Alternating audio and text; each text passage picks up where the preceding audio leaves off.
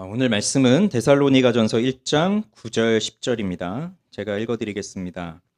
그들이 우리에 대하여 스스로 말하기를 우리가 어떻게 너희 가운데에 들어갔는지와 너희가 어떻게 우상을 버리고 하나님께로 돌아와서 살아계시고 참되신 하나님을 섬기는지와 또 죽은 자들 가운데서 다시 살리신 그의 아들이 하늘로부터 강림하실 것을 너희가 어떻게 기다리는지를 말하니 이는 장래의 노하심에서 우리를 건지시는 예수시니라.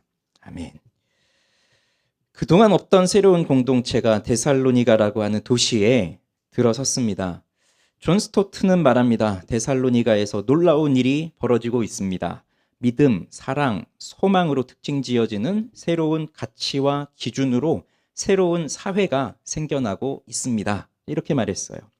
새로운 공동체가 어떻게 형성되었는가요? 지난주 보았던 말씀대로 하자면 다음과 같은 단계가 있었죠. 데살로니가의 말씀이 전해집니다. 그 말씀을 데살로니가 사람들이 받습니다. 그리고 바울과 그의 일행, 곧 그리스도 예수를 본받는 자들이 되고요. 이들이 또 본이 되어집니다. 그리고 그들의 믿음이 각처에 퍼져나가게 됩니다. 말씀은 이처럼 힘이 있어서 한 곳에만 머물러 있는 것이 아니라 말씀은 계속해서 전파가 되어집니다. 그리고 그 말씀을 받아들이는 자들은 이 땅에서 참된 사람으로 살아가는 삶의 본이 되어집니다. 물론 그 본은 예수 그리스도께서 우리에게 보여주셨죠. 그러니 그리스도를 닮은 자들이 되는 것이고 그리스도를 닮은 사람들은 어떻게 사는지를 보여주는 것이죠. 그들이 살아가는 삶은 굉장히 어렵습니다. 환난, 시련, 고난 이런 어려움들의 연속입니다. 그렇지만 그러한 고난과 환난 속에서 그들은 믿음으로 살아가고 그 믿음의 삶이 모든 곳으로 퍼져나가게 됩니다. 그렇게 되면 누군가가 또 그 전해지는 말씀을 듣고 말씀을 받고 그들의 삶을 보면서 본을 받고 또 본이 되어지고 그러면서 믿음이 퍼져나가는 것이죠. 이것이 데살로니가 사람들의 교회, 새신자와 같은 사람들이 모인 그 교회가 어둠으로 가득한 이 세상 가운데 참된 빛으로 영향력을 드러내는 그런 모습이었습니다. 그래서 데살로니가 교회에 대해서 바울이 따로 말할 필요가 없다는 것을 1장을 읽어보면 나와요. 바울과 그의 일행들이 이 데살로니가 교회에 대해서 따로 말할 필요가 없었습니다. 이미 다 알려졌기 때문입니다. 데살로니가 교회의 믿음의 소문이 어떠한지 많이 퍼져 있기 때문에 오히려 데살로니가 사람들의 믿음이 어떠한 믿음인지를 다른 사람들에 의해서 또 전파가 되고 퍼져가는 겁니다. 그래서 교회는 단순히 사람을 많이 모으는 것에 목적이 있지 않습니다. 교회는 이 세상에 새로운 공동체로서 견고하게 서가는 것, 거기에 목표가 있습니다. 그러면 이 새로운 공동체라고 하는 것이 어떻게 시작이 되는 것일까요? 그리고 새로운 공동체가 이 험난한 세상 속에서 견고하게 서가기 위해서는 어떠한 일들이 일어나야 하는 것일까요? 오늘 본문은 그것을 가르쳐 주고 있어요. 그런 점에서 본문을 다시 한번 읽어봅시다. 우리 같이 읽어보겠습니다.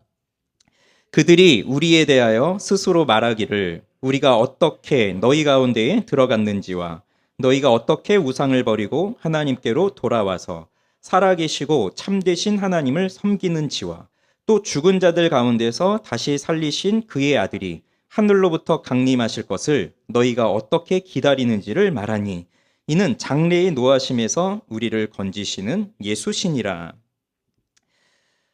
이 말씀을 보면 그들이 곧 그 주변의 사람들, 그 데살로니가의 소문을 들은 그 사람들이 스스로 말을 한다는 겁니다. 뭘 말했느냐? 우선 우리가 어떻게 너희 가운데 들어갔는지, 우리라고 하는 건 바울의 일행들이죠. 바울의 일행들이 어떻게 데살로니가에 가서 복음을 전했는지 이런 것들을 바울이 따로 말하지 않아도 이미 다 퍼진 거고요.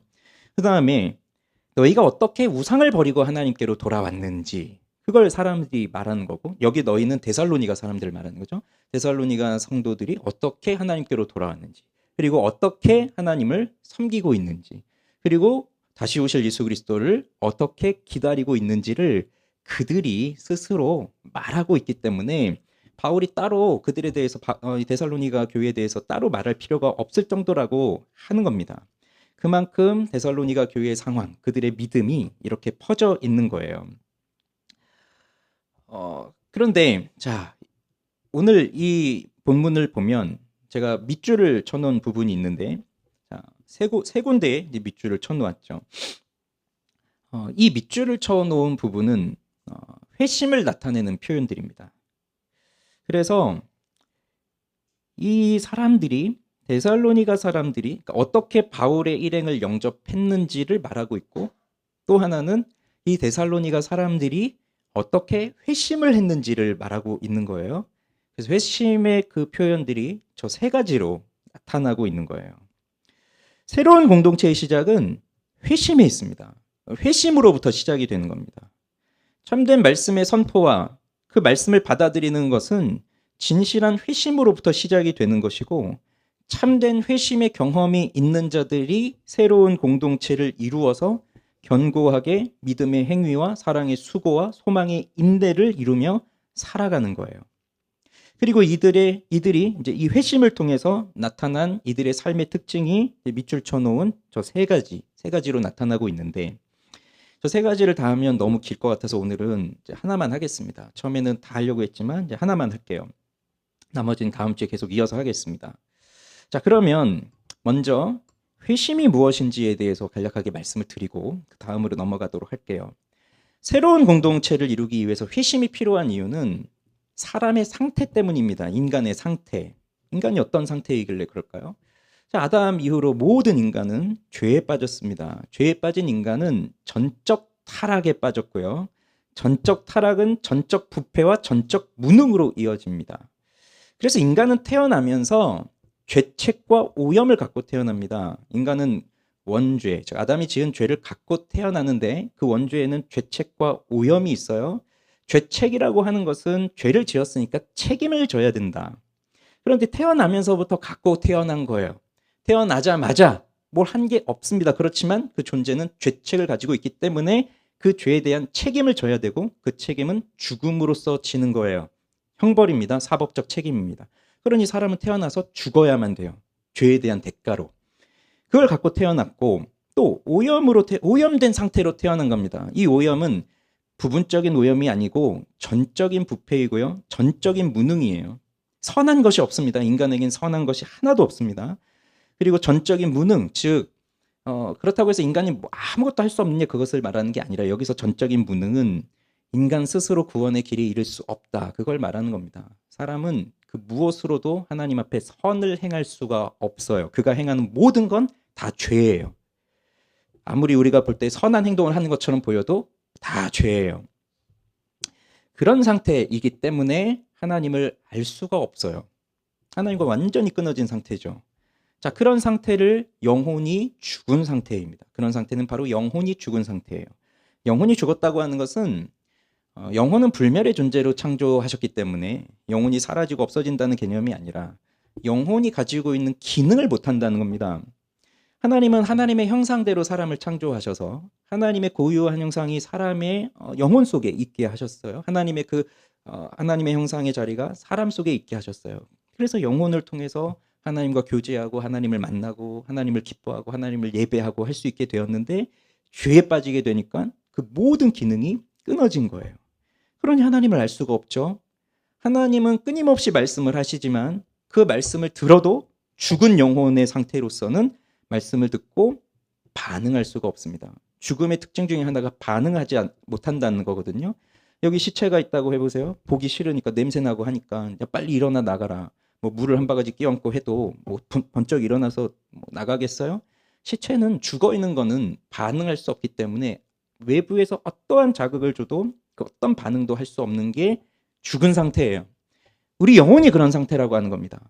아무리 하나님이 말씀하셔도, 하나님이 너를 사랑하신다고 말씀하셔도, 너 이렇게 살다간 하나님이 커다란 진노를 내리실 것이다 라고 말씀을 해도 꿈쩍하지 않는 게 죽은 영혼이에요. 사람은 모두 그 상태예요. 태어났을 때 살아가면서.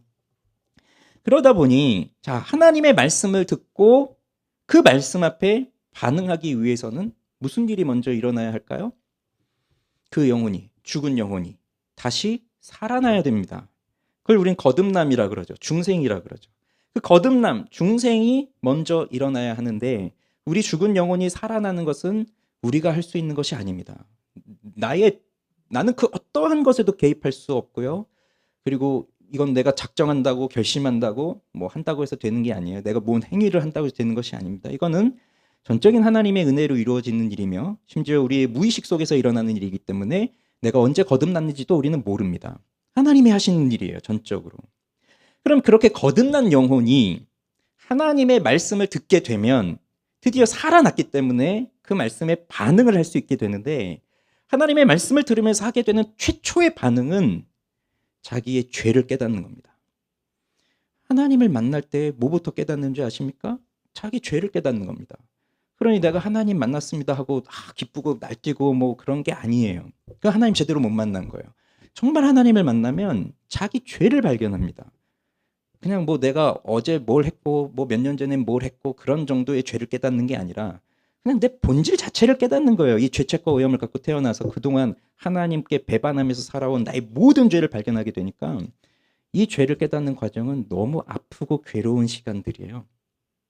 나를 직면하는 거거든요. 내가 이 정도일 줄 몰랐지만 내가 이렇게 나쁜 인간이구나. 내가 정말 이렇게 죄인이구나 하는 걸 철저하게 깨닫습니다. 그렇게 되니까 회개하죠. 회개하고 동시에 일어나는 게 뭐냐면 예수가 믿어지기 시작합니다.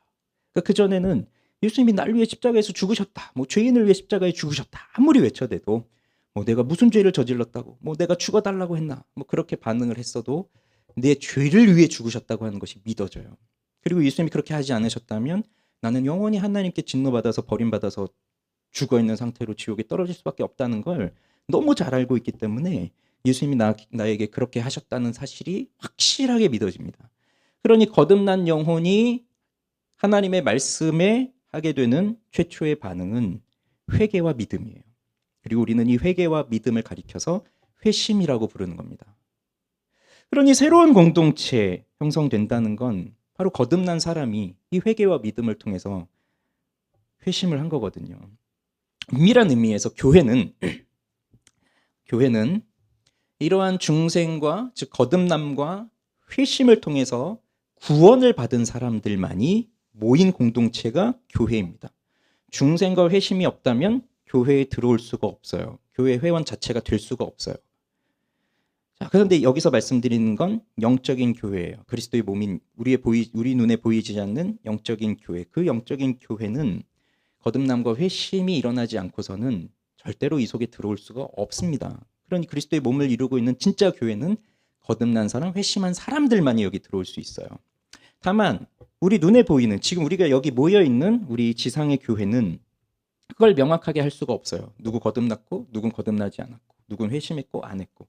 물론 거듭났는지 아닌지는 우리가 명확하게 볼 수는 없지만 회심이라고 하는 것은 그 사람의 행동을 통해서 또 나타나는 것이기 때문에 짐작은 할 수 있지만 그렇다고 해서 내가 저 사람을 보면서 저 사람 회심 못했구나 그렇게 우리는 판단할 근거는 또 없어요. 그러니 우리 눈에 보이는 이 교회는 사실 회심한 사람도 있고 아직 회심하지 않은 사람도 있고 다 섞여 있는 겁니다. 우리가 여기 모여 있지만 여긴 다 섞여 있어요. 회심한 사람도 있고 아직 회심하지 못한 사람도 있어요. 회심하지 못한 사람이 이 교회 속에 들어와 있기 때문에 뭐 교회는 그 등록 카드 쓰고 여기서 이루어지는 모든 활동들을 하면 다 교인이 되고 때가 되면 직분도 받고 뭐 세례도 받고 직분이 받아서 뭐 교회에서 섬기기도 하고 하지만 회심하지 못한 사람이 그렇게 될 수도 있어요. 그렇게 할 수도 있어요. 그럼 무슨 일이 발생할까요? 회심하지 못했으니까 사실 불신자예요. 그 사람이 가지고 있는 생각, 사상, 그가 하는 말, 행동 모든 것이 사실 불신자예요. 그러니 우리가 같이 모여서 이야기를 나누지만 그 사람이 하는 말을 잘 들어보면 교회를 불난케 하고 혼란케 하고 어렵게 하는 일들을 많이 하는 거죠. 회심한 사람이라고 그러면 다 안전할까요? 아닙니다. 회심했어도 은혜가 떨어지면 오히려 불신자보다 더 못한 사람들이 많아요. 그렇기 때문에 교회에 이렇게 함께 모여 있으면 늘 말씀드리는 게 우리 이렇게 예배드리는 모습 보면 다 좋아 보이고 다 훌륭한 신자 같고 하지만 사람들 속속들이 들여다보면 사실 은혜 떨어진 사람도 있고 영적으로 충만한 사람도 있고 아직 회심하지 못한 사람도 있고 다 섞여 있기 때문에 그 속에서 우리는 갈등도 일으키고 분란도 일으키고 싸움도 하고 또 죄도 짓고 막 그러면서 사는 거예요. 그렇기 때문에 교회의 가장 큰 목표의 가장 큰 목표는 회심하지 못한 사람들에게는 회심하게 하고 회심한 사람들에게는 그 회심의 은혜를 보존할 수 있게 하는 일. 이게 가장 최고의 목표입니다. 다른 것 때문에 교회가 있는 게 아니라 이걸 위해서 교회가 존재하는 거고 교회가 하고 있는 모든 목회적 활동은 바로 이걸 위해서 하고 있는 거예요. 회심하게 하고 회심의 은혜를 보존하게 하고. 그런 면에서 데살로니가 교회, 이 데살로니가 사람들이 이 교회를 이루어서 새로운 공동체의 모습으로 모든 믿는 자의 본이 되었다고 하는 것은 이들이 참된 회심을 경험하였다는 거죠. 이들이 회심하게 된 것은 전적인 하나님의 은혜입니다. 하나님의 은혜.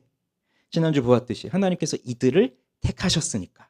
창세 전부터 이들을 택하셨기 때문에, 하나님의 주권으로, 하나님의 기쁨으로 택하셨기 때문에 그들에게 이 구원의 은혜가 주어진 거예요.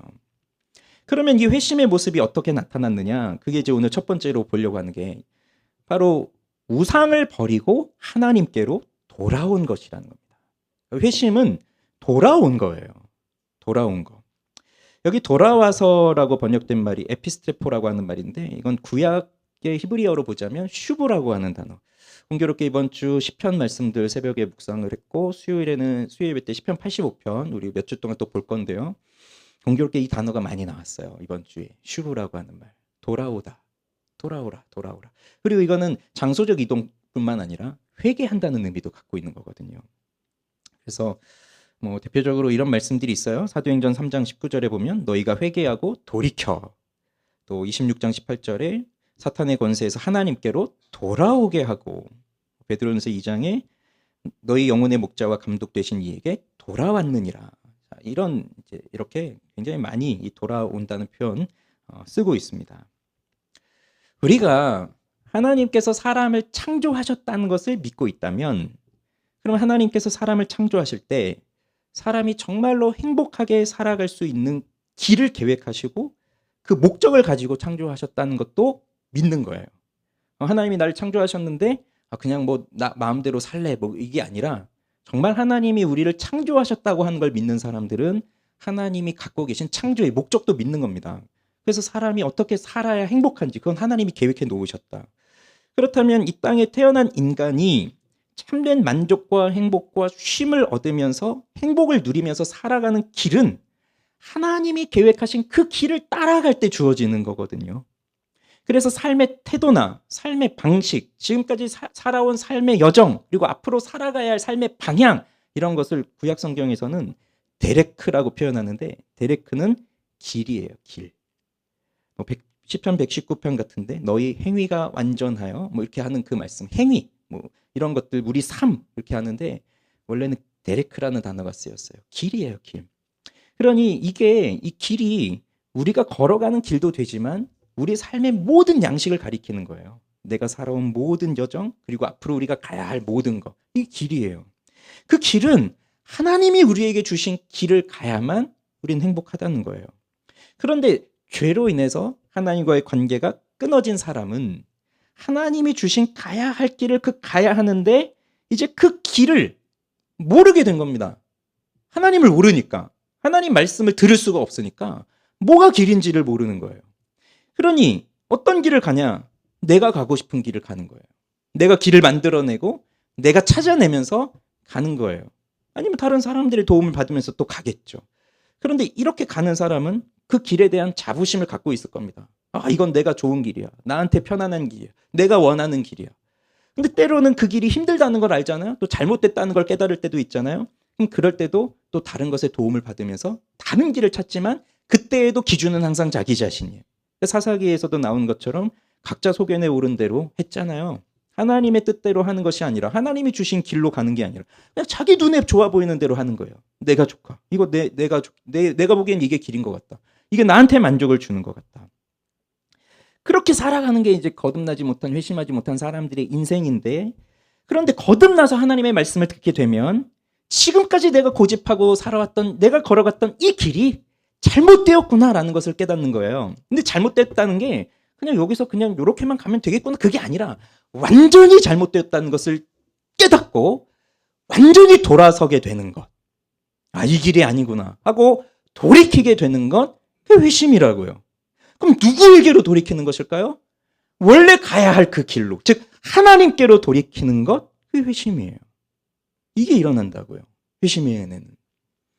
그러면 하나님께로 돌아서는데, 자, 무엇으로부터 돌아서느냐? 그걸 오늘 본문이 말해주거든요. 뭐라고 되어 있어요?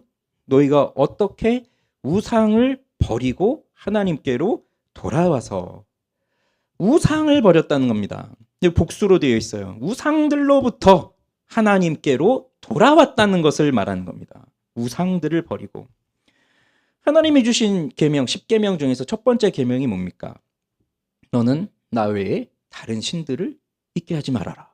즉 다른 신들, 다른 하나님을 두지 말래요.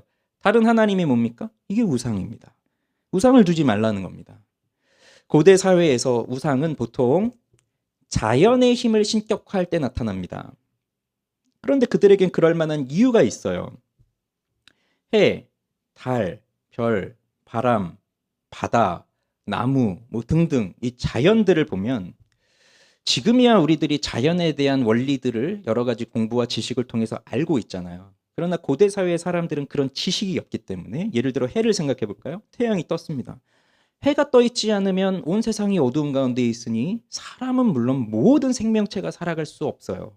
그러니 농사를 짓기 위해서도 해는 필요하고 동물을 사냥하기 위해서도 필요하고 모든 인생에 해는 필요하니까 그러니 이 사람들이 기본적인 생활을 위해서는 해의 도움을 받을 수밖에 없으니 자연스럽게 해를 섬길 수밖에 없는 거예요. 태양을. 그런데 그 해도 그 태양도 하나님이 만드셨잖아요. 하나님이 만드셔서 하나님이 만드신 태양 그 에너지를 통해 우리들이 살아갈 수 있도록 하신 것도 하나님이 하신 것인데 그 지식이 없으니까 하나님에 대한 지식 자체가 없으니 저 해는 신이구나라고 생각하면서 그 신을 하나님으로 섬기는 거예요. 그러니 이런 식으로 본다면 해도 신이 되는 거고 바다 근처에 사시는 분들한테는 바다가 신이 되는 거고 다 신이 되는 거죠. 이런 자연뿐만 아니라 사람의 힘, 사람들도 누구는 더 힘이 세잖아요. 그럼 힘이 센 사람을 숭배할 수밖에 없고 지식 있는 사람 있잖아요. 나보다 더 지식 있는 사람을 따를 수밖에 없고 그렇게 힘, 때로는 돈, 재능, 건강 많은 것들이 우상이 된다고요. 그러니 우리에게도요. 이런 자연뿐만 아니라 가장 대표적인 돈이라고 할 수 있겠고 아니면 내가 가지고 있는 재능 아니면 내가 공부하고 지식을 쌓는 건 아니면 내가 운동하는 건 아니면 내가 지금 주식에 어디에 투자하고 있다 이런 주식 같은 거 아니면 내가 지향하는 정치적 사상 아니면 내가 먹고 있는 술, 담배 이런 것까지도 아니면 내가 평소에 먹는 음식까지도 다 우상이 될 수 있는 거예요. 여기 사용된 이 우상이라고 하는 단어가 에이들론이라고 하는 단어인데 여기서 아이돌이라는 말이 나온 겁니다. 영어 아이돌, 우상. 그러니 에이돌론은 하나님을 모르는 사람들이 만들어 놓은 어떠한 형상을 말하는 거예요. 형상. 그래서 우리도 우상이라고 하면 가장 먼저 어떤 형상이 생각이 날 거예요. 이 데살로니가 당시도 이 사람들은 이 데살로니가 시대, 그러니까 로마 시대 이 헬라 사회도 다양한 신들을 섬기는 다신 사회였거든요.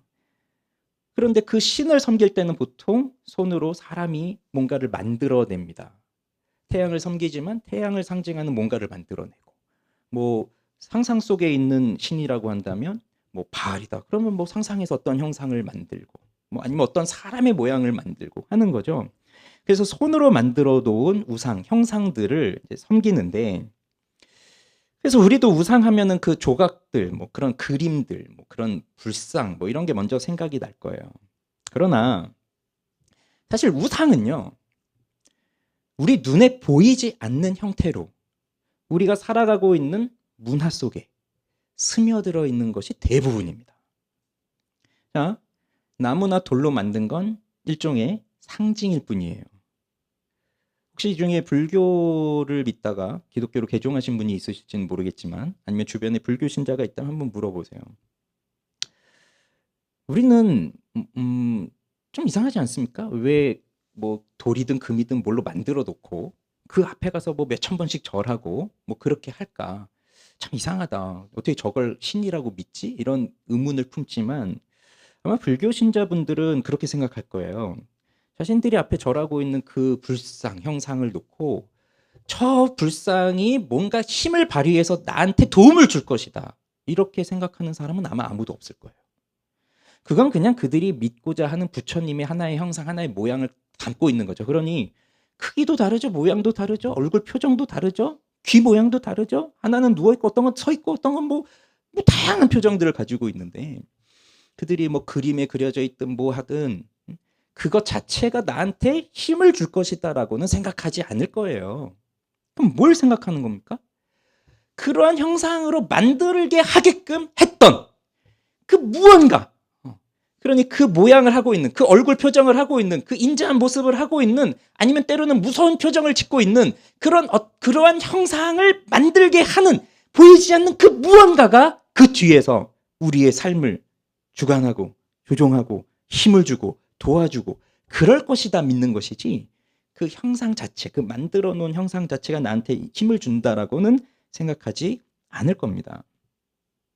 그러니 고대 사회에서도 어떠한 형상을 만들어 놓고 섬기는 이유도 자신이 만들어내는 그 신적인 이미지를 여기에 표현하고 있을 뿐이지, 이 형상이 나한테 힘을 주는 게 아니라 내가 생각하고 있는 그 신적인 이미지가 나를 도와준다는 거예요. 그 기대감을 갖고 우상을 섬긴다는 거죠. 이 데살로니가 사람들이 그 당시 문화 속에서 살고 있었기 때문에, 자, 이들은 유대인들하고는 또 다르죠. 이들은 본래 하나님을 모르는 사람들이고 뭐 복음 전혀 모르고 태어나서 살고 있는 환경 자체가 그런 환경인 거예요. 다신 사회.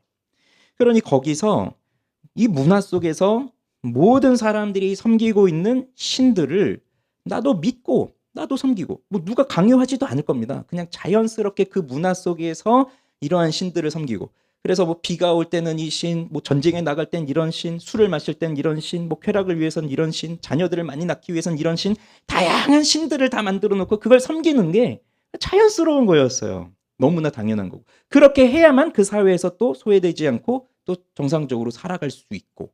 그러니 여기 데살로니가 교회에 지금 들어오니, 새로운 공동체에 들어오니 사람들도 원래는 이렇게 살던 사람들이었다고요. 그 문화 속에서 그 문화가 이야기하고 있는 다양한 신들을 섬기고 있는. 그런데 이제 알게 된 겁니다. 복음을 듣게 되니까. 아, 하나님 외에는 다른 것이 없구나. 다른 신이 없구나. 하나님 외에는 없구나. 오직 하나님만 계시는구나. 그리고 그 아들 예수 그리스도만이 우리의 구원의 길이구나 하는 것을 분명하게 알게 되니까 나 외에 다른 신을 두지 말라라고 하는 첫 번째 계명에 순종하게 되는 거예요. 그게 회심이라고요. 그게 돌아온 거예요. 자, 그러면 현대 사회를 살아가는 우리들, 특히 도시에서 우리가 살아가고 있는데, 아무래도 이 도시에서 살아가는 우리는 뭐 어떤 형상을 만들어 놓고 그 형상 앞에 절하고 이런 형태의 우상 숭배자들은 많이 없을 겁니다. 뭐 지금도 저 바닷가라든지 뭐 섬이라든지 뭐 저 농촌이라든지 이런 지역에서는 아직도 자연적인 힘을 의지해야 되기 때문에, 만약에 지금 강릉에 비가 내리지 않고 있다 한다면 비가 내리도록 기우제도 지내고, 뭐 바다 근처에 사시는 분들은 뭐 바다에서 사람들이 죽고 하니까 얼마나 두려워요. 그러니 또 바다를 달래주기 위해서 뭐 여러 가지 제사도 드리고 이런 행위들을 하지만, 도시 속에 살고 있는 우리는 사실 그런 건 별로 없잖아요. 우리가 뭐 여러분 부적 들고 다니십니까? 뭐 이렇게 뭐 소지하고 다니시는 거 있어요? 어떤 형상이라도? 아니면 내 팔에 뭐 이렇게 달고 다니시는 거 있으세요? 뭐 별로 없잖아요. 우리는 그걸 세워놓고 뭘 할 때마다 거기 앞에 놓고 절 한번 하고 그 다음에 뭘 하고 그런 거 없잖아요. 그렇다고 한다면 현대 사회 이 도시 속에서 살고 있는 우리는 우상하고는 좀 관계가 없는 삶을 살고 있는 것이냐? 그렇지가 않습니다. 오히려 이 현대 사회, 이 도시에서 살아가는 사람들일수록 더 다양한 우상을, 더 정교한 우상을, 더 강력한 우상을 섬기면서 살아가고 있어요. 그래서 우리 청년들이 사주 타로죠. 제가 항상 이제 트라우마에 걸렸어요. 제가 다시 들어봤어요. 내가 과연 그랬을까? 정말 사로 타주, 너무 자신 있게 막 한 번만이 아니라 계속 그러고 있더라고요. 사주 타로를 왜 그렇게 보고 있을까요? 뭐 재미로라도. 여러분 요즘은 신문 안 보지만 옛날에는 신문 같은 데 보면 그 띠별로 해서 오늘의 운세 뭐 이런 거 있었잖아요. 그런 거 왜 보고 있을까요? 보지 마세요. 그거 보는 거 잘못된 거예요. 재미로라도 보지 마세요. 그거 왜 봐요? 내가 원숭이띠인데 뭐 오늘은 이렇구나. 내가 뱀띠인데 오늘은 이렇구나. 그거 보면 뭐 달라져요? 그게 문화 속에 들어온 거예요. 그리스도인들은 그런 거 보는 거 아닙니다. 재미로라도 보는 거 아니에요. 점은 왜 보러 다녀요? 아니에요. 그런 거 하는 거 아니에요. 근데 왜 그러느냐? 그러니까 현대 사람들도요. 점 보러 다니고 아직도 무속을 따르고 뭐 이런단 말이에요. 현대라고 생각하는데. 이것이 그만큼 다양한 우상이 정교한 형태로 문화 속에 파고 들어와서 우리에게 강력한 영향력을 끼치고 있기 때문입니다. 팀 켈러 목사님 표현에 의하면 무엇이든 당신에게 하나님보다 더 중요한 것이 있다면, 무엇이든 하나님보다 더 크게 당신 마음과 생각을 차지하는 것이 있다면, 하나님만 주실 수 있는 것인데 그것을 무엇이든지 하나님이 아닌 다른 것에서부터 얻어보려고 한다면, 하나님이 아닌 다른 것, 그 무엇이든지 간에 이것이 있으면 나는 가치가 있는 사람이야, 난 의미가 있는 사람이야, 난 아주 소중한 사람이야 라고 생각하게 할 만한 그 무언가가 있다면, 무엇이든지 그게 우상이라는 거예요. 그게 무엇이든지. 그리고 우상의 특징은 숭배로 이어집니다. 그래서 우상 숭배로 연결되잖아요. 숭배로 이어져요. 눈에 보이는 형상이 우상이 다다라고 한다면 지금 당장 꼬집어내서 뭐 불로 태우든지 쓰레기통에 처박든지 하면 돼요. 그건 쉬워요. 그러나 사람들 마음속에 들어와 있는 우상을 찾아내서 굉장히 다양하고 정교하게 짜여져 있는 이 세상의 문화 속에서 살고 있는 우리가 그 문화 속에서 우상을 발견해서 찾아내서 그것을 없앤다는 것은 너무나 어려운 일이에요. 왜냐하면 나도 내가 내 마음속에 뭐가 들어있는지를 모르겠고 내가 무엇을 가장 소중하게 여기고 있는지를 잘 모를 때가 많아요. 이럴 땐 이런 것 같고 저럴 땐 저런 것 같고 그런 삶을 사니까 나도 내가 뭘 좋아하는지를 잘 모를 때가 많기 때문에 그래서 굉장히 어려워요.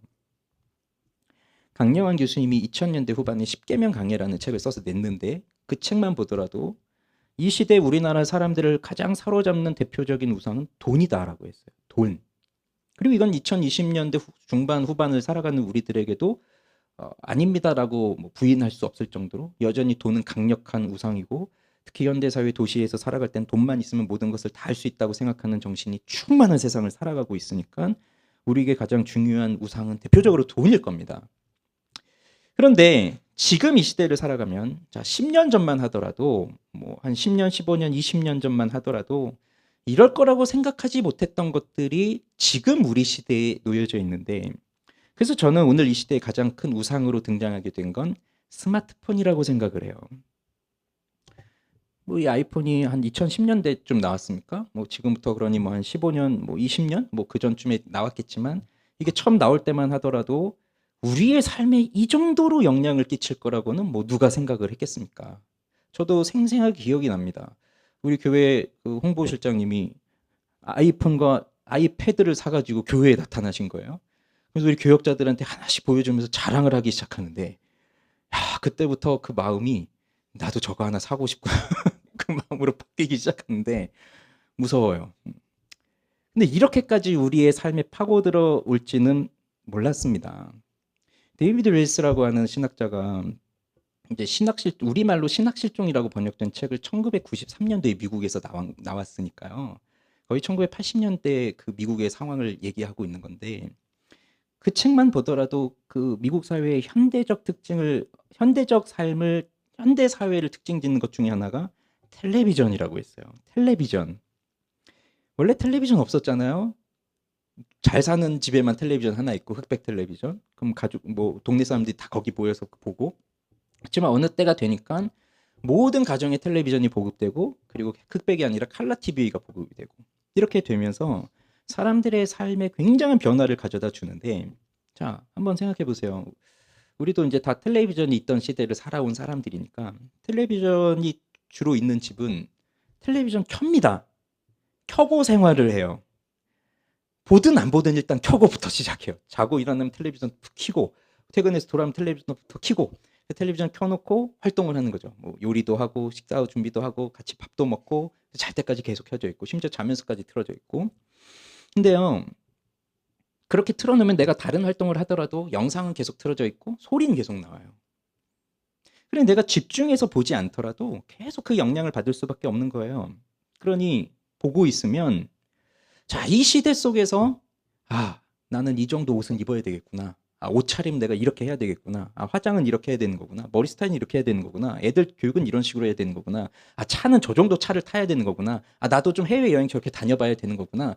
등등의 것들이 우리 속에 들어오기 시작하면서 이것을 하나의 획일화된 것으로 만들어버려요. 모든 사람들이 다 그걸 추구하게 만드는 거죠. 이 방송을 누가 내보내는데요. 다 상업적 목적을 가지고 하는 거니까. 그러니 사람들이 영향을 받을 수밖에 없어요.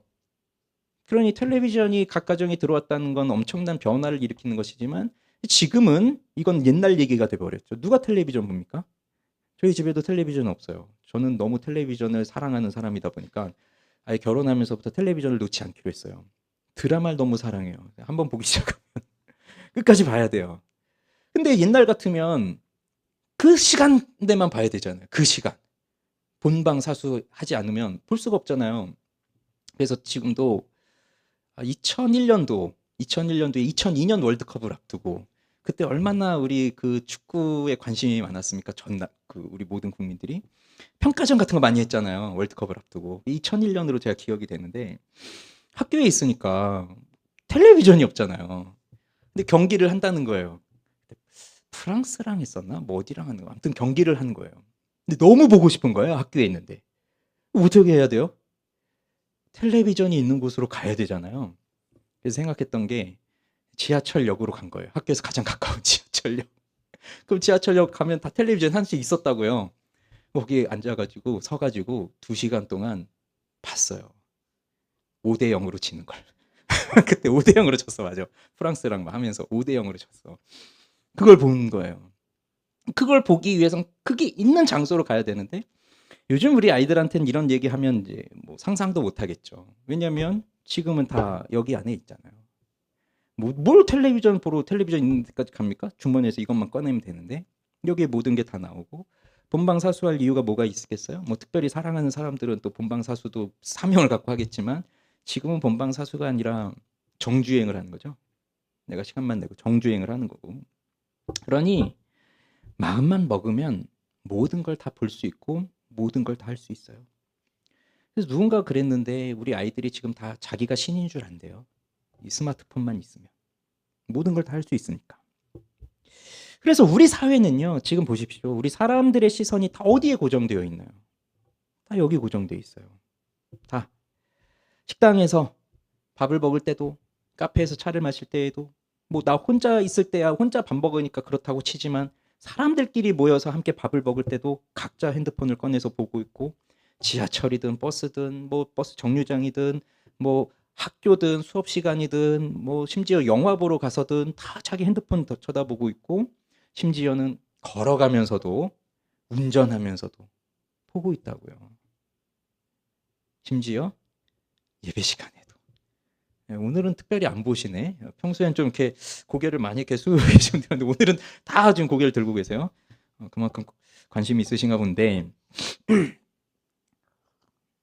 저는 오늘날 사회 속에서 가장 안타까운 것 중에 하나가 뭐가 있냐면요. 식당에서의 모습이에요. 엄마들이 보통 가족들이 어린 아기를 데리고 식당을 가면 다 한번 보세요. 어떻게 하고 있는지. 아기들 아기 의자에 앉혀놓고 그 앞에 다 준비해간 스마트폰과 패드를 올려놓고 영상을 하나 틀어주기 시작합니다. 밥 먹을 때까지 다 끝날 때까지. 그리고 편안하게 밥을 먹어요. 뭐 그게 뭐가 잘못됐나 생각할 수도 있겠지만 전 그게 너무 가장 안타까운 모습이라 생각이 들어요. 가장 위험한 모습이라 생각이 들고, 왜냐하면 그 시간은 가족이 같이 밥을 먹으러 간 거잖아요. 엄마가 해야 될 일은 뭐예요? 아빠가 해야 될 일은 뭐예요? 그 아이에게 밥을 먹여주고 그 아이가 흘린 게 있으면 닦아주고 안 먹겠다고 하면 잘 어슬려서 다시 먹여주고 땡깡을 부리면 다시 잠재워주고 또 먹여주고 하면서 같이 눈을 보면서 상호작용을 하면서 먹이고 달래고 때로는 혼내고 해야 되는 그 과정을 해야 되는 게 엄마가 아빠가 당연히 해야 되는 식사 과정인데 이게 힘들잖아요. 힘드니까 영상 하나만 딱 보여주면 모든 게 해결되거든요. 그러면서 어른들끼리 편하게 먹는 거예요. 그러나 그렇게 했을 때 뭐가 문제냐면 또 하나의 우상 숭배자를 만들어내는 거예요. 그 아이가 그렇게 영상을 보기 시작했다고 칩시다. 그러면 이제 다음번에 준비를 못 해갔어요. 뭐 어떤 일이 일어나죠? 이 아이는 자기 스스로 주체를 못해요. 보여주지 않으면. 그 우상 숭배자를 만들어내는 거라고요. 뭐 저렇게 쉽게 얘기하십니까? 저 애 셋 키웠습니다. 이 정도 되면 권위 있죠. 셋을 키웠으니까. 넷을 키우신 분에게는 안 되겠지만.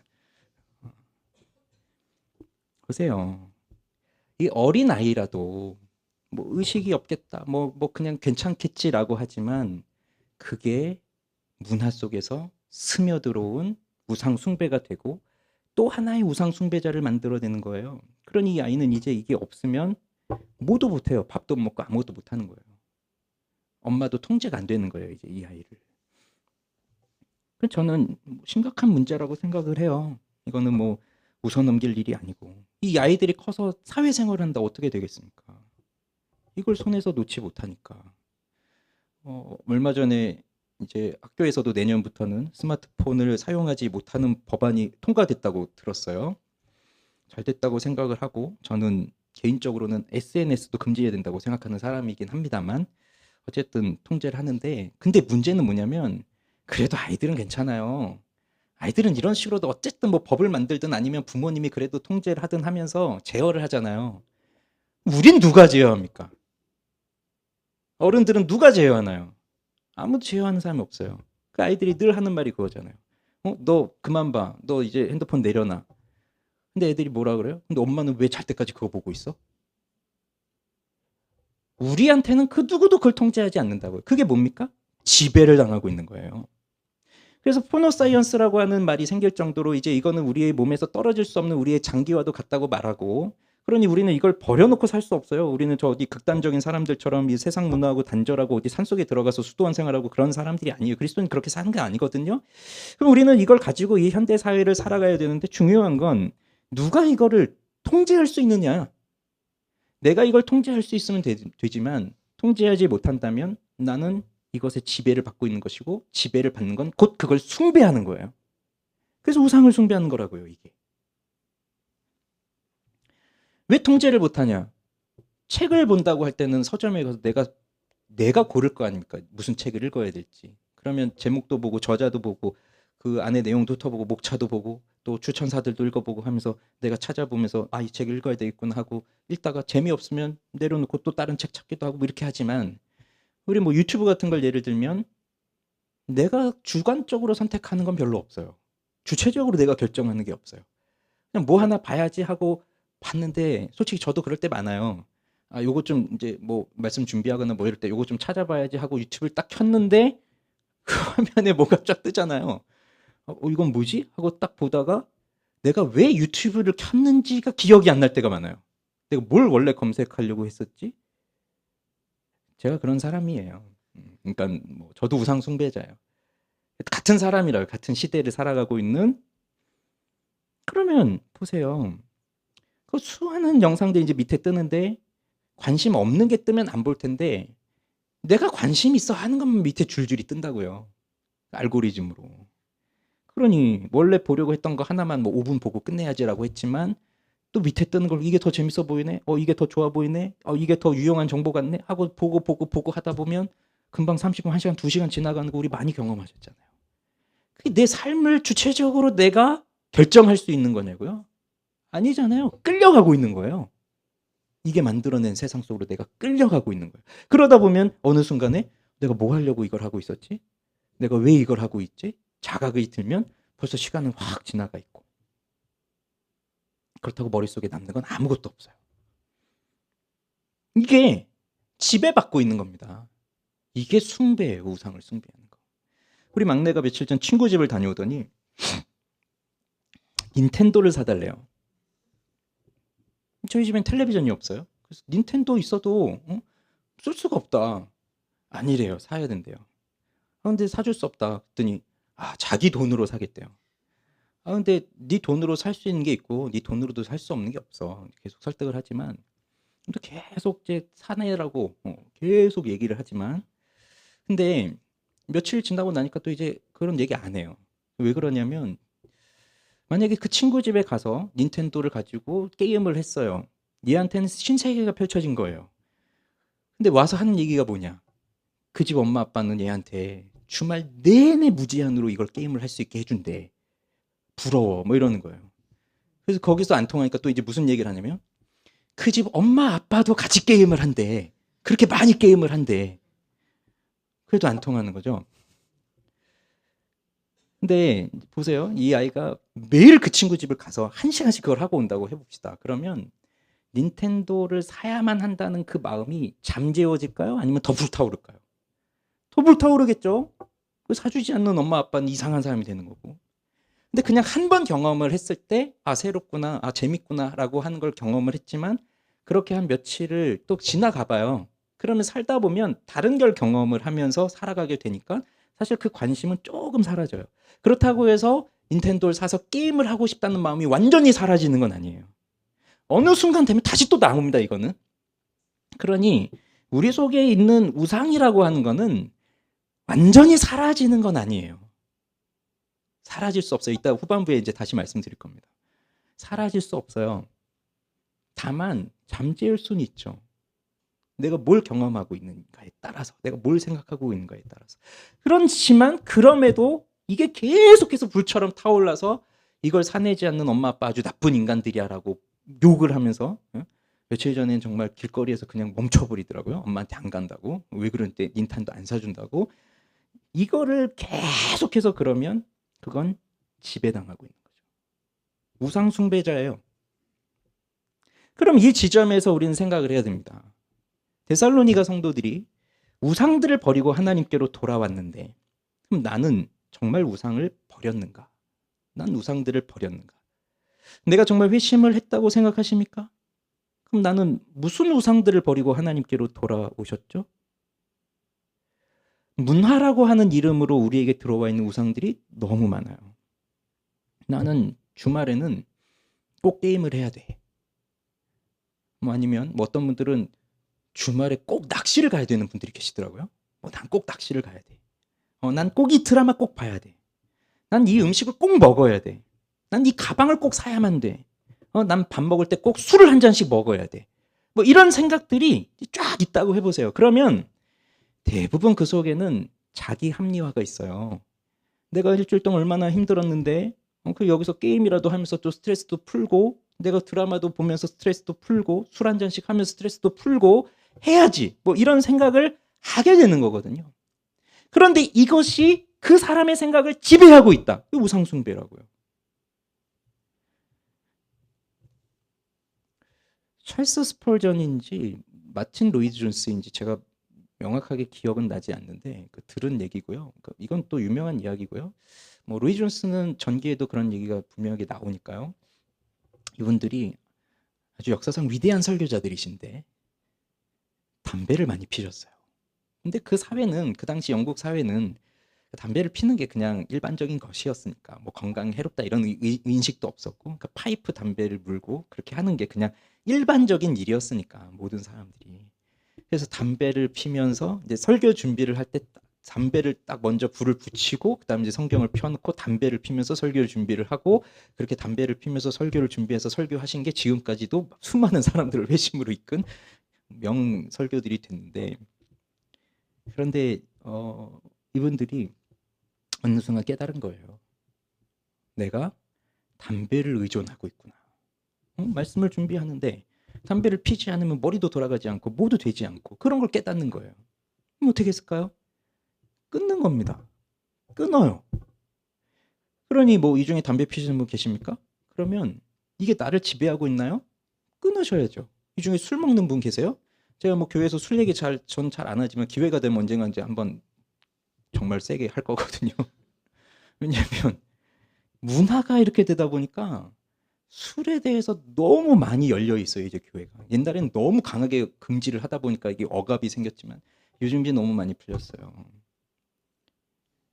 그래서 제가 정말 깜짝 놀랐던 것이 예전에 우리 교회 어느 정말 신실한 분이 저한테 어느 식당을 소개해 주는데 찾아봤더니 맥주집이에요. 나한테 맥주집을 가라고 소개하는 거. 어제 갔다 왔대요, 남편이랑. 깜짝 놀랐어요. 아니 우리 교회에서 이렇게 잘 섬기는 이런 리더인데 어제 남편이랑 맥주집을 갔다 왔고 이걸 목사인 나한테 가라고 지금 추천을 한다고? 이건 뭐지? 말은 못했지만 너무 깜짝 놀랐어요. 왜냐하면 지배당하고 있다는 거거든요. 내가 이걸 하지 않으면 안 될 것 같은 생각. 난 당연히 이걸 해야 돼.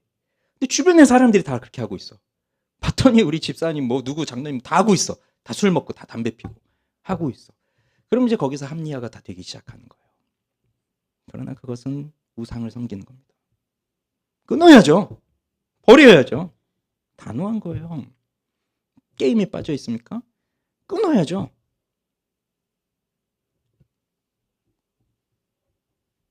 이건 분명한 거예요. 이건 뭐 그래도 괜찮고 저래도 괜찮고가 아니에요. 왜냐하면 지배를 당한다니까요. 내가 주체적으로 통제할 수 있다면 괜찮아요. 근데 그게 안 된다고요, 우리는. 게임이든 술이든 뭐든지 간에 안 된다고요. 그걸 깨달아야 돼요. 그래서 하나님 외에 영원한 건 없어요. 근데 이것 없으면 죽을 것 같다? 내가 이거 안 하면 나는 스트레스 못 풀 것 같다? 이게 잘못된 거라고요. 그래서 회심이 내가 회심한 것을 회심했는지를 의심이 들고 불분명하다고 생각되는 이유 중에 하나는 내가 무엇에서부터 돌이켰는지를 모르기 때문이에요. 내가 무슨 우상을 버렸는지 돌아보니까 생각나는 게 없어요. 나는 그냥 살던 대로 사는 것이고 그냥 예수를 믿으면 천국에 가는구나라는 것만 받아들였을 뿐이에요. 근데 예전에 살던 내 삶의 형태들과 내가 스트레스를 풀기 위해서 행하던 모든 일들을 버린 건 없어요. 그렇게 사니까 내가 예수 믿고 천국에 가나 보다라고 생각하지만 정작 우상을 버리고 돌아온 건 없는 거거든요. 그러니 불분명한 거예요. 내가 회심했는지. 그래서 우리에게 필요한 건 결단입니다. 결단. 하나님, 제가 하나님 아닌 다른 것으로부터 만족을 얻으려고 했었습니다. 용서해 주십시오. 이젠 하나님만 사랑하겠습니다.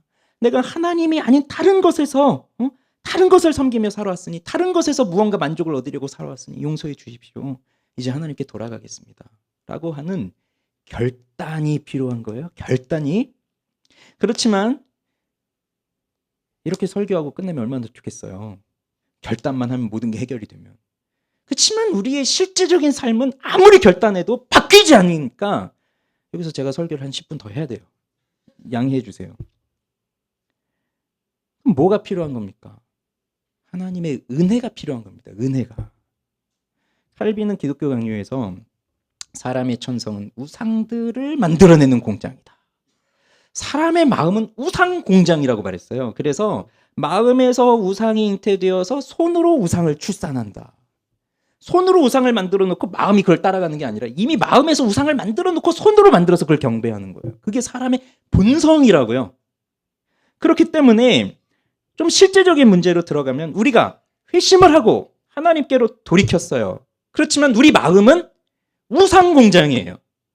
하나님을 만났지만 여전히 내 마음은 우상 공장이에요. 그러니 그 누구도 완벽하게 우상을 제거했습니다. 말할 수 있는 사람이 없어요. 내가 교회 한 30년쯤 다니고 뭐 내가 구역장 한 20년 하고 내가 이제 장로쯤 되고 하니까 난 이제 우상이 없습니다. 이렇게 말할 수 있는 사람이 없어요. 없어요. 못해요. 그럼 불가능한 일이에요. 우리는 끊임없이 우상을 만들어내요. 내 속에서. 심지어 이 예배의 형태까지도 우상이 될 수도 있어요. 그러면 그렇기 때문에 우리의 인생은 내가 끊임없이 만들어내고 싶은 우상과 함께 그것을 내려놓기 위해 그 우상을 내려놓기 위해서 치열하게 싸워가는 삶이 우리 인생이에요. 우리 그리스도인들의 인생은 끊임없이 내 마음에서 만들어내려고 하는 우상들을 잠재우는 싸움을 하는 그 치열한 싸움이 우리의 인생이라고요. 근데 이걸 어떻게 가능하게 할 수 있을까요?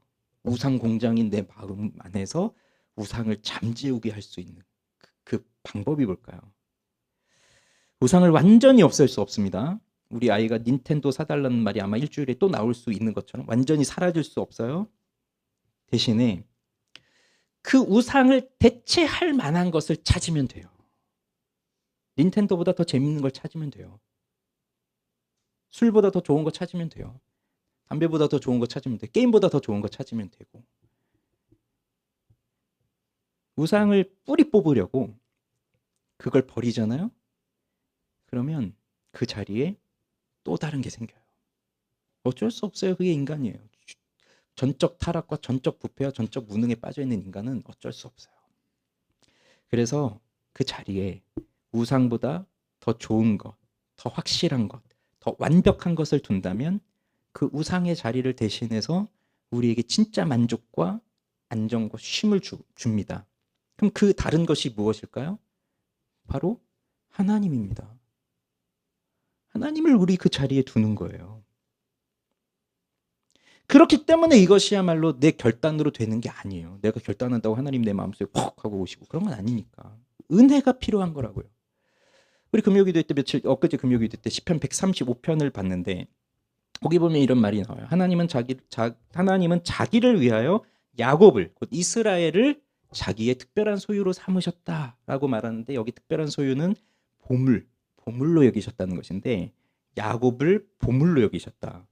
그런데 야곱을 생각해 보십시오. 야곱은 태어날 때부터 엄마 뱃속에서 쌍둥이 형하고 싸우면서 뱃속에 있었던 사람이었고 태어나서도 계속해서 형하고 싸우면서 살아간 사람이 야곱이에요. 뭐 때문에 형하고 이렇게 싸우죠? 아버지의 인정을 받기 위해서. 그게 그 시대엔 중요했습니다. 장자에게 모든 것이 주어지고 모든 축복, 모든 특권, 모든 물질, 모든 것이 다 장자에게 주어지기 때문에 뭐 몇 분 차이로 태어난 이 쌍둥이 동생의 입장에서는 얼마나 억울하겠어요. 그러니 싸워서라도 아버지의 인정을 받고 싶었던 거예요. 근데 바꿀 수가 없잖아요. 내가 둘째로 태어났는데 어떻게 그걸 바꾸겠어요. 그러니까 속이기 시작합니다. 형을 속이죠. 급기야 아버지까지 속이죠. 근데 나이 많아서 눈이 이제 안 보이니까 양털 뒤집어 쓰고 목소리 좀 컬컬하게 하니까 애선 줄 알아보고 거기다 축복을 해주지만 그렇다고 해서 영원히 그 아버지를 속일 수 있겠어요? 금방 탄로나잖아요. 그러니까 형이 화가 나서 쫓아오고 자긴 도망가고 인생이 꼬이기 시작하는 거예요. 더. 그런데 이걸 왜 몰랐겠습니까? 이게 탄로날 거라는 걸 왜 모르겠어요? 그런데도 야곱은 왜 그런 행동들을 할까요? 그가 정말 얻어내고 싶은 것이 무엇이었길래 이것 아니었을까요? 너는 내 사랑하는 아들이야. 내가 너를 기뻐한단다. 아버지로부터 이 말 한마디 듣고 싶었던 거예요. 근데 야곱이라는 모습으로는 이 말을 들을 수가 없으니까 애서의 탈을 쓰고 들어가서라도 그 말을 받아냈어야만 하는 것이 이 사람이 원했던 거예요. 즉 인정받는 것. 인정받는 것.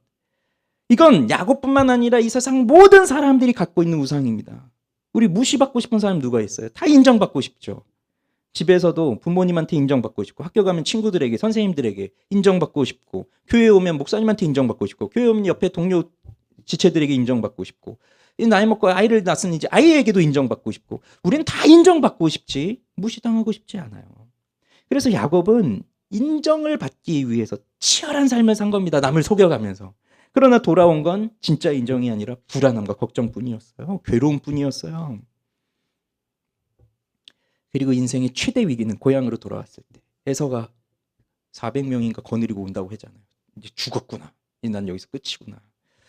그때 야곱이 밤새 하나님의 천사와 씨름을 했는데 천사가 야곱의 허벅지 관절을 내리치고 그러니까 야곱은 이제 거기서 주저앉고 평생 절름발이가 될 수밖에 없는데 이제 날이 새려고 할 때 천사를 붙잡고 놔주질 않아요. 자기를 축복해달라고. 뼈가 부러져서 거기서 주저앉았는데 그때서 야곱은 자신의 처지를 깨달은 거예요. 내가 아무리 사람을 속이면서 살아도 인정을 받을 수 없는 거구나. 하나님만이 나에게 축복을 해주셔야 되는 거예요. 하나님이 나에게 인정을 해주셔야 되는 거예요. 하나님이 은혜를 주셔야만 내가 살 수가 있는 거구나. 그걸 깨닫게 되는 거예요. 천사가 복을 주죠. 넌 다시는 야곱이 아니다. 너는 이제 이스라엘이다. 네가 하나님과 사람과 겨루어서 이겼다. 라고 하는 말까지 해줬거든요. 여기서 야곱이 변화가 됩니다. 진정으로 자신 안에 있는 우상을 내려놓을 수가 있었던 거예요. 그때 성경에 나오지 않지만 야곱은 그 음성을 듣지 않았을까요? 너는 내 사랑하는 아들이다. 내가 너를 기뻐한단다. 누구에게서요? 하나님께. 하나님께 그 음성을 듣지 않았을까요? 야곱이 뭔데요? 하나님은 그렇게 사랑하셨다고요. 그러니 하나님께 인정을 받게 되었으니 이제 사람들이 인정을 하든 안 하든 그게 무슨 상관입니까? 그건 상관이 없어요. 그래서 예수를 만난 회심한 사람들의 진정한 자유는 여기서 오는 거예요. 사람들 눈치 볼 필요가 없어요, 이제. 하나님이 인정해 주셨는데 저 사람이 뭔데 나를 판단하고 나를 평가하고 내가 저 사람이 뭔데 저 사람 앞에서 눈치를 보고 살아야 돼. 하나님이 나를 인정해 주셨는데 이 자유가 주어진다고요. 그러면서 우리 안에 있는 이 수많은 우상들이, 이 교묘하게 숨어있는 이 우상들이 하나님이 주시는 사랑과 하나님이 베푸신 인정, 그 속에서 하나님만 사랑하고 하나님만 의존하고자 하는 그 믿음의 삶으로 변화되어 살아가는 거예요. 이게 놀라운 회심의 축복입니다. 말씀을 맺겠습니다. 자, 결론을 적용을 하면서 말씀을 맺을게요. 아직도 내가 무슨 우상을 내 마음에 두고 살아가는지를 잘 모르겠다라고 하신다면 다음의 것들을 주의 깊게 생각해 보십시오. 첫째, 내가 혼자 있을 때 주로 뭘 생각하는지. 혼자 있을 때 내가 뭘 생각하는지를 잘 봐보세요. 부자가 될 생각을 하고 있는지, 승진할 생각을 하고 있는지, 아이들 학교를 어디를 보내야 될지를 생각하고 있는지, 학원을 어디 보내야 될지 생각하고 있는지, 아니면 내가 다이어트를 생각하고 있는지, 뭐 건강을 생각하고 있는지, 뭘 생각하고 있는지 생각해 보세요. 그러면서 뭘 생각할 때 나는 기쁘지? 그 지점이 우상이에요. 또 두 번째, 내가 돈을 어디에 쓰는지를 한번 잘 봐보세요. 돈은 우리 마음이 가는 곳에 갑니다. 우리 마음이 있는 곳에 돈이 쓰여요. 그럼 내가 돈을 어디다 쓰는지 보세요. 먹는 거에 쓰는지, 입는 거에 쓰는지, 뭐 어디에 쓰는지. 근데 거의 대부분은 나 또는 우리 가족에게 한정되어 있죠. 그게 우상이에요. 그 다음에 세 번째는 내가 이렇게 교회를 다니지만 진짜 나의 구원은 어디에 있을까? 그걸 한번 진지하게 생각해 보세요. 여러분, 교회 다닌다고 해서 다 예수를 진짜 구원자로 믿고 사는 사람은 그런 게 아닙니다. 여기 아까 말씀드렸지만 회심한 사람도 있고 회심하지 못한 사람도 있고 회심했지만 은혜가 있어 미끄러진 사람도 있어요. 그러면 내가 진짜 추구하는 구원이 뭔지는 예수가 아닐 수 있어요. 그걸 어디서 알 수 있냐면 여러분 기도했는데 기도 제목 있을 거 아니에요? 기도했는데 하나님이 기도의 응답을 이루어 주지 않으시고 정반대의 방향으로 날 이끄셨다. 기도 응답을 안 해주신다라고 했을 때 여러분이 보이는 반응.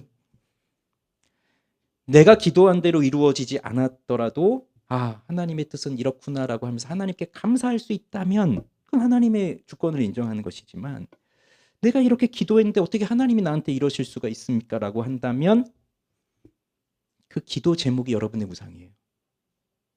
하나님도 이것 때문에 존재해야 되는 거니까 나한테. 하나님보다 이게 더 소중한 거죠. 지금 내가 원하는 그 기도 제목. 기도 제목이 우상이라고요. 기도 자체가 우상이 될 수도 있는 거예요. 그러니 이 기독교 종교적 행태가 우상이 되는 거예요. 네 번째, 나의 감정은 어떤가? 우리는 지금 감정에 많이 휘둘립니다. 사실 내 감정. 내가 왜 슬프지? 내가 왜 분노하고 있지? 내가 왜 낙심에 빠져 있지? 나는 왜 만족하지 못하지? 나는 왜 이런 감정을 품고 있지?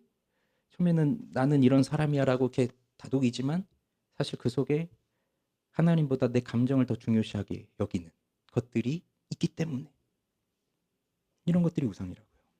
그래서 팀 켈러는 이렇게 말합니다. 우상보다 예수님이 당신의 머릿속에 더 아름다워지고 당신의 마음속에 더 매력 있어지셔야 한다. 그래야 당신의 가짜 신이 대체될 수 있다. 예수님이 가장 아름다워 보여야 되는데 하나님이 가장 소중하게 여겨져야 되는데 그렇게 되지 않으니까 하나님은 믿는다, 교회는 들어왔다라고 하지만 여전히 우리 마음에서는 우상을 만들어내면서 살아가니까 그러니 결국은 내가 회심했나? 이런 의심을까지 하면서 사는 행복하지 못한 그리스도인으로 살고 있는 거예요. 내가 하나님께 보물과 같은 존재로 받아들여진 것은 내가 잘해서이기 때문이 아닙니다. 내가 결단했기 때문이 아니에요. 내가 실천했기 때문이 아니에요. 오로지 예수님 때문입니다. 내가 받아야 할 형벌을 그분이 십자가에서 나를 대신해서 받으셨기 때문에 나는 하나님 앞에 존귀한 자가 된 것입니다. 우리가 우상을 버리고 하나님께로 돌아서는 가장 확실한 방법은 그리스도의 십자가를 묵상하는 겁니다. 십자가에서 보여주신 하나님의 큰 사랑을 내 마음에 새기고 나도 그분을 위해서 살아갈 때 그때 내 마음의 우상은 사라져요. 그런데 잊지 마십시오. 이 은혜를 잊어버리면 우상은 다시 꿈틀거리면서 일어납니다. 또 만들어냅니다. 그러니 새로운 공동체로 하나님 앞에서 살아가고 싶다면 예수 그리스도를 진심으로 사랑하십시오. 십자가 앞에 서십시오. 날 위해 죽으신 예수 그리스도. 그분 앞에 서십시오. 그리고 그분이 가장 아름답다는 것을 깨달으십시오. 그러면 내 마음속에 우상들은 잠재워질 것이고 하나님께로 돌아와서 하나님이 주시는 참된 만족과 쉼을 누리게 될 것입니다. 기도합시다.